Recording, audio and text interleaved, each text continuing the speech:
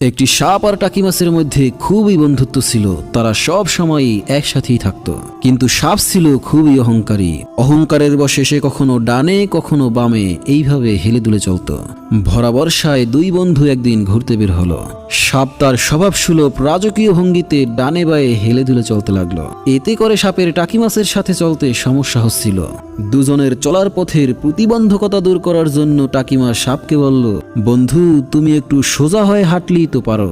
সাপ বলল, বন্ধু যারে দেখতে নারী তার চলন বাঁকা। তুমি আসলে আমাকে দেখতেই পারো না, তাই আমার চলন তোমার কাছে বাঁকা মনে হয়। টাকি মাছ বলল, আরে না রে বন্ধু, ব্যাপারটা আসলে তা নয়। তোমার বাঁকা চলার কারণে আমি তোমার পাশাপাশি হাঁটতে পারছি না।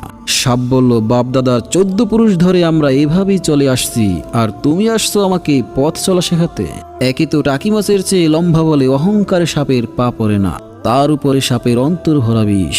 টাকি মাছ যতই তাকে বোঝাতে চায় ততই সে ফোঁস করে ফুলতে থাকে। তর্ক বিতর্কের এক পর্যায়ে তারা জেলের জালে ধরা পড়ে। জেলে সাপটিকে মেরে সোজা করে ঝুলিয়ে রাখে।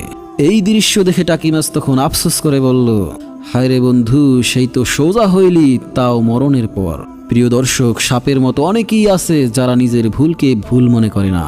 বংশের দোহাই দিয়ে, নিজের অভ্যাসের বাহানা দিয়ে তারা পরিবর্তনকে অস্বীকার করে। কারো উপদেশ তারা নিতেই চায় না, বরং উপহাস করে।